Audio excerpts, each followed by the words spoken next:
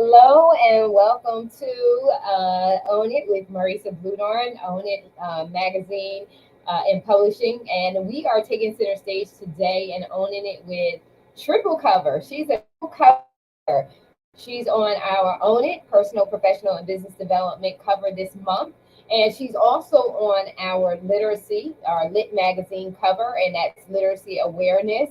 And we're going to be talking about the Lit magazine. We're going to be diving into why it's important for us to advocate and promote literacy in our communities, in our homes, and all over. We're publishing books, we're authors in books.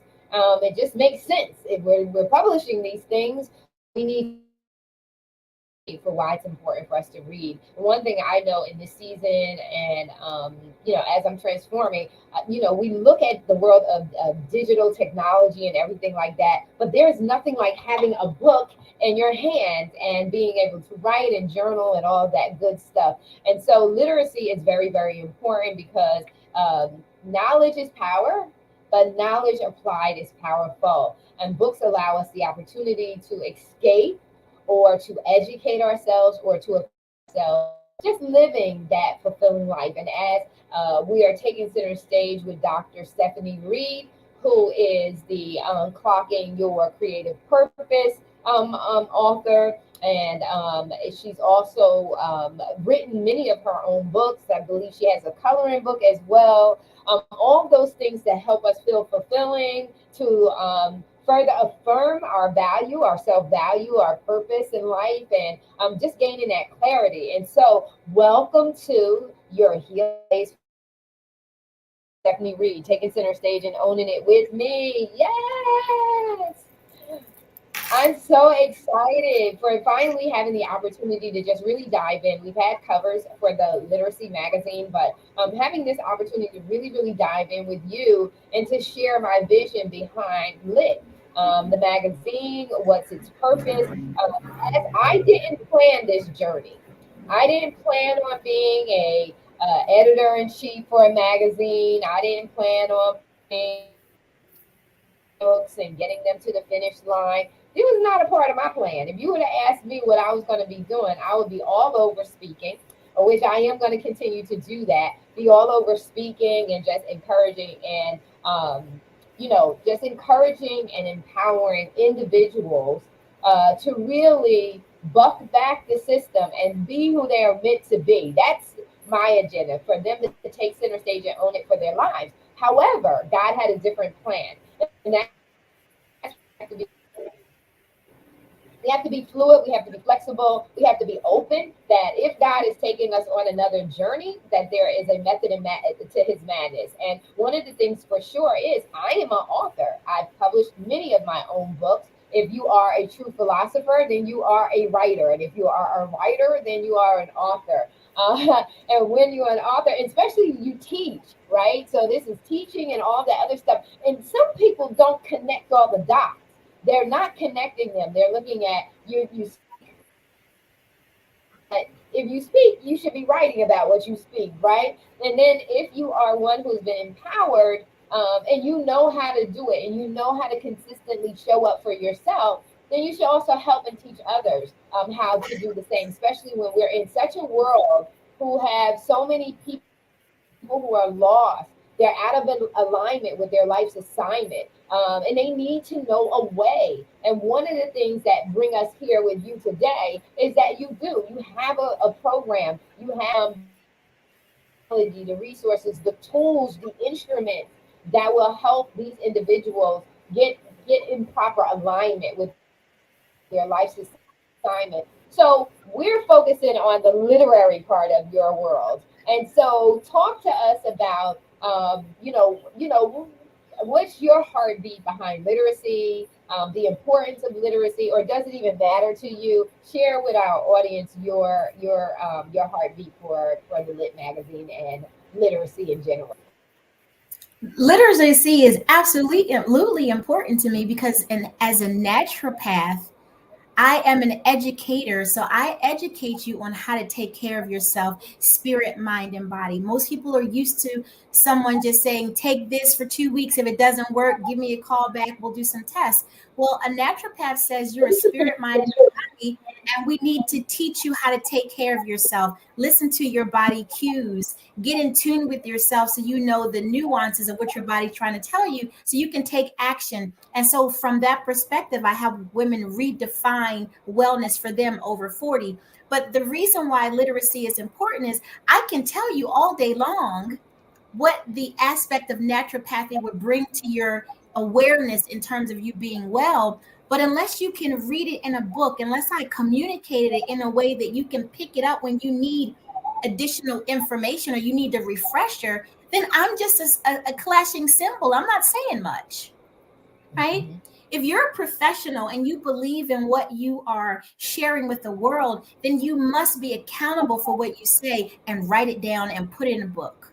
Scripture says, write the vision and make it plain. If I want you to be clear on how you need to take care of yourself from a naturopathic perspective, then I had to write the book From Panic to Empowerment, how to stop pain and disease from taking over your life by connecting spirit, mind, and body. That is my mantra. That is how I help you get well. And I'm standing on it by writing that book. Yes, that's awesome. It's funny because when I did my first anthology last year, um, I just could not do the anthology. All my books have learning sections in them. At the end of each chapter is reflect.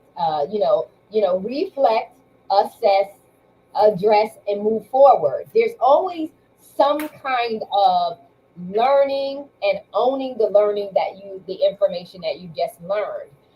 There is always teaching. So last year when I did the anthology, I had them do an exercise at the end, something that's going to engage the reader, and then we did a journal. And ever since, it was just like, this just makes sense. And as you were talking, when you're in school, and so we equate school with formal education, right? Where you're going to elementary, middle school, high school, grad, whatever. But when you are doing self development, you still have to have a textbook. Still have the curriculum of how to.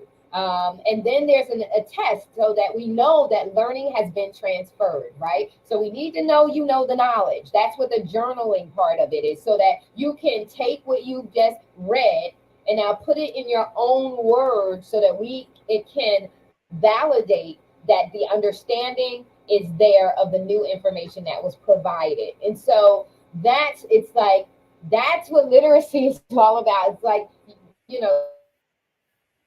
and you speak, but you people are just gonna want to know afterwards, how do I still do it? You coach him, but then the coach has to go away because the coach has his own life. How do you still go back and know and are reminded of what the coach says based on what the coach put in their his or her curriculum, what you put in your curriculum in the books that you're telling and you're sharing with your clients, on how to do what you're telling them to do. It's so important. And then the other thing too about literacy is take notes. Stop writing. The way that you really gain a lot of knowledge is by writing what you've learned, right? Put it into your Mm, own words what you learned. So mhm. I always say, if I'm talking, because people are saying, Marisa, are you recording? No, I'm not recording that. Your record of what I just taught you should be in your own words so that you can learn that stuff and you can walk away and, God forbid, one day never need me. I want you to not always need me. You have you coach, you develop, you help people. Talk to us. Why is it important for people to have a coach? You work with women 40 plus, and unclocking and tapping into their creative purpose. Why do they need a coach to do that? Well, let's take it back to literacy. We all have read some phenomenal books. Think and Grow Rich, Who Moved My Cheese, The Road Less Traveled, The Alchemist. We read those books because we want to do something. 48 Laws of Power, The Art of War. I can go on. The Celestine Prophecy. We read these books because we want to be able to move our consciousness in the trajectory of development when we do that self work. When we say we want to come higher, coaching is important because you can read all of those books, but unless somebody can bring the information down to your level where you can superimpose that new information and make it fit into your world, it's just good information. It makes you feel good for a few moments, and then what you start to have is a conglomeration of sound bites, and now you're confused because you don't know which one to choose.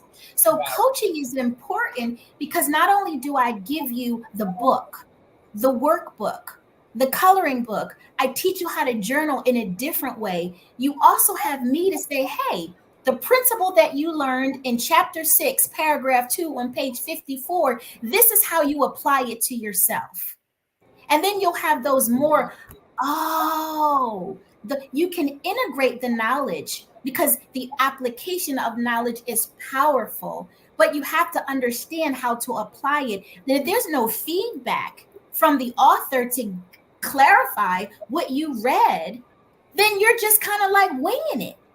And so that's why we have bookshelves of all of these wonderful classics and books, and we still don't have change in our lives to the degree that it made a significant difference beyond our current suffering. They're bragging rights. Mhm. Oh, yeah, I read that. What did you learn? Your life will tell on you what you are absorbing. And so, what I want to do in my aspect of literacy, I teach women how to redefine wellness for themselves, but I also give them the book, I give them the workbook, the coloring book, the journal, and I also give them me. So you can ask me, how do I apply that? What does it mean for me? When you get that level of clarity, then you are unstoppable. And that's what I mean by before. Asking for help is a power move.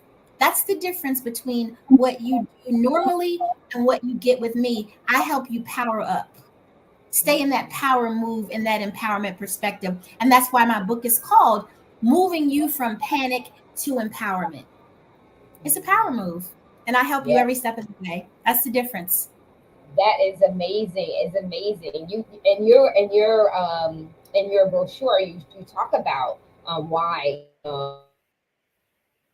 coaching is so important. And you articulated that when you said it's for deeper understanding of the original intent of the content, right? So that you're not guessing. You're not, just like you said, you're not doing guesswork. You get the truth behind the intent of the author when you have a coach that can help you along the way. You talk about faster results. You're not, just like you say, winging it, wasting time. You just say wasting time Yeah, because wasting time. when you don't know, you can't wing a cake. You got to follow the ingredients, or that cake is going to fall, right? You miss out on the eggs if you don't add a little mayonnaise. There's going to be missing moisture. There's missing. So you need all of those ingredients, and the only way that you know that is the originator of the recipe, right? Yeah, yeah, The yeah. originator of the recipe. You go from confusion to clarity. I love it. Accountability.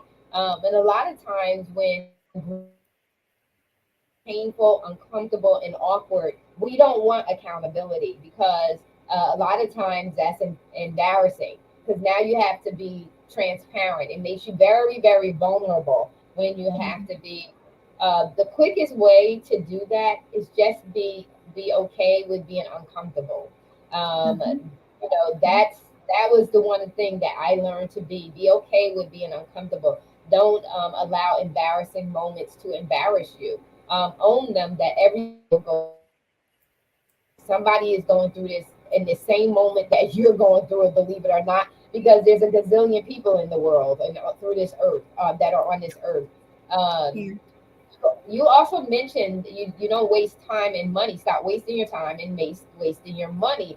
You talked about, I don't know if this was in our other interview or not, but trusting your instincts, right? And having discernment is very important too, so that you're in alignment with the right coach, right? So talk about how to identify. I know we're talking about literacy, but I want to also talk about you being the cover feature and all that you do, because you help women. You help women that are indecisive in their 40s, and just they're trying to figure things out. And in your 40s, depending on when you started having your kids or you didn't have your kids, when it's not necessarily to me midlife it crisis. It's more like midlife evaluation, midlife reflecting, like where am I and what can I do, what's within my reach, can I still salvage this life I had based on the decisions I made. And so you provide that service. And so I want to tap into how do people, how do they begin? How do they figure out if you're the right coach for them? Mhm. One of the things that happens to women over 40 is we get into this revelation that all of a sudden life stops working the way we used to know it to work in every aspect of our lives, whether it be at work, whether it's with our children, whether it's our with our parents. We become our parents caregivers. We're trying to figure out if we still need to parent grown children. The world gets a little murky for us, and as a result of that, there becomes a lot of confusion. And I help women sort out the confusing aspects by helping them understand, number one, you don't know what you don't know, so you don't have to pretend that you know it all. That is the biggest pitfall, because you will dig yourself deeper. And then what happens is you go to your doctor and you're stressed out and you're uncomfortable and things are bumping in the night, and everybody wants to say, oh, that's just menopause. When somebody tells you that, that strips your power away, because that tells you then I have to suffer like this for another 10, 12 years. And I have to suffer through dealing with my grandkids or my grown children or my parents or the people at church that rack my nerves. You mean to tell me I just have to sit in this and stew? The answer to that is no. But if you don't know what you don't know, stop. It is a power move to ask for help. And so when you see me and I say, I'm here, book a strategy session with me so we can clear out this murky experience for you so you can move on. Take the initiative, right? Because there is something called imposter syndrome, and it racks us, it tears us apart. That's the mask, right? That's the mask. That's the hiding behind the makeup, that's hiding behind the hair, that's hiding behind the airs and hiding behind the degrees. That's the imposter syndrome, because when you get home and you take your heels off and your bunion is throbbing, when you pretend like you didn't have one, the rest of you fall apart as well. And you're like, my life is not what people think it is. But then here's the thing, you can't tell anybody because you're operating in an illusion with yourself and you're unauthentic with the world. So when you acknowledge that and say, okay, I need to make peace with all of the aspects of myself, I need to call somebody. Trust that that was your intuition giving you a nudge that you needed to do something different beyond what you've always done. That's when your intuitive self kicks in. Follow it. And then once you hear it, when you hear someone like me speaking, if your spirit is engaging in the conversation, that is your cue to act. Don't sit on it, act on it. That's how you move forward. And that's how you can live your best life after 40 without apology and without guilt. You've learned to start listening to your higher self that's going to guide you in the direction that you need to be in. That's how you do it. Mm, mm. So, one of my biggest theories is Maslow's hierarchy of needs. I love that Mm-hmm. theory. And the reason why I love that theory is because it's at the fourth level. So you go through the basics that you need. You need love, you need water, you need clothing, all that other stuff. But Maslow's argument is that at the fourth level of needs is you're going to go two ways. You're going to either do one or the other. You're going to either conform to your peers for love and affirmation, or you're going to self actualize, where you just say, they either love me, they don't, and you just go off and do your thing, right? Maslow's argument goes further than just bucking the system. He argues that it feels so good that you are compelled to go back and say, hey, you need to do what I just did and self actualize. So a lot of times, many people think that self actualization is coming into a place of perfection. Maximizing all your potential. Argue different. I believe his argument was you become so in tune with who you are, the good, the bad, the ugly, and indifferent. And you're okay with it. That not that you're not going to stop growing and learning and evolving, but you are no longer susceptible or tied in or shackled to anyone else's thoughts, opinions, or anything like that. You are what are your thoughts about at Maslow's hierarchy of needs? I think it has its merit in the scheme of people in general, but women specifically have an additional piece to that part. Our sense of self is tied to the receptivity of what we give. And so the more that we give of ourselves, and the feedback comes in positive, we're going to continue to nurture that, even to the point where when we need to stop. And that's the problem with women right now. We that need to belong, Maslow's need to belong, and that creates a guilt trip for us. We want to belong, but we want to do our own thing, but everybody's so used to us being in a certain way. I'm playing tug of war with saying yes to you and no to myself, and guilt for doing to my giving to myself, and me being resentful for not doing to myself. So it adds another dimension for women. And so what I do is I help women say, let's look at this from a scriptural perspective. There is a time and a season. There's a time for you to be a mother. There's a time for you to put that down, because there's a time for you to go back and self actualize, because you were not able to do it when you were a young mother. You had to turn that aspect off, and you had to go right into giving and supporting and sharing and self sacrificing and all that stuff that we do as mothers. But then the time closes out, and you can give yourself that permission to say, it's time for me to do me, like it, lump it or not. I have to, I must, for my own survival, for my own sense of sanity.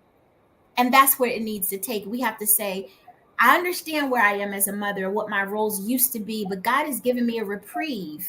And now I can do what Maslow said, just say, bump it. You know what? I'm just going to go and live my best life. Now, that doesn't mean that we're not kind and we're not supportive, we're not caring. It's just we prioritize a little differently. That's the key. You prioritize a little differently. Absolutely, I'm going to come to Maryland and be with my daughter and my children and my grandson. But I have to do a few things before I get there. And so me getting there may not coincide with the time frame that you needed, but I'll get there and you will still be supported and happy, but I still will feel like I've done something for myself. And what was that? I wanted to go to the Janet Jackson concert while I was in Hawaii. I wanted to do my Bridgerton experience and dress up in my Regency gown. Those are the things that I wanted to go and make sure that I got this most beautiful warm brown tan that I could get before I came back into the cold. Those are the things that resonated with my soul. And then I did grandma mom stuff, and everybody was happy. I didn't feel like I stole from myself to give, right? Because you never get it back to the degree in which you give anyway. No, no, no. So you might as well No. give it to yourself first. Yeah, yeah, you might as well. And it's so important because when you show up happy. And how many Yes, women are showing up bitter and indifferent most of because them. they did not take the time to really themselves and find their own place. Like I can remember like rescheduling something, and someone was like, "Oh my God, well you gotta have a life." You know what I mean? You gotta have a life so that if change comes, it's not so it's not so detrimental to you that you can shift. And you can still enjoy. And so, share with them as we close out. Share with our audience how they can connect with you. She is our May Lit Cover Girl, advocating for literacy and our homes and beyond. Share with them how they can work with you and they can get unclogged. Well, you can get unclocked by just calling me, follow the ticker tape. And when you call me, all I'm going to do is schedule an appointment with you so you and I can have a conversation on Zoom that's going to last for an hour. Within that conversation, I'm going to listen to you. I want to hear your heart. I want to hear what's going on in your world. And then I'm going to flip all of that on its head so we can stop telling the story that's holding us down. I'm going to give you new insight, new action plan. So by the time that call is over, you have not been more empowered in 60 minutes than you probably have been in your entire life. That's what I can guarantee. That's what we're going to do to unclock you, to redefine what wellness and health and finances and love and all that good stuff means for you. You have to define it. The first half of your life you gave to everybody else. The second half absolutely belongs to you, but you have to take it and harness it without apology and guilt. And that's what you're going to get when we have that strategy session. So I dare you to call me. I double deep dare you, because I'm going to answer. And if I don't answer, I'm going to call you back. And the numbers on the ticker tape, there's no excuse whatsoever. She gave it to you, 443-486-3866. Make sure you call her and tell her where you got your number on the Own It Magazine and Publishing live interview. So, people, we love you so very, very much. You take care, be blessed till next time. Dr. Reid, this has always been a pleasure, and you are such a treasure. So, we are Thank out. you so much. Take care.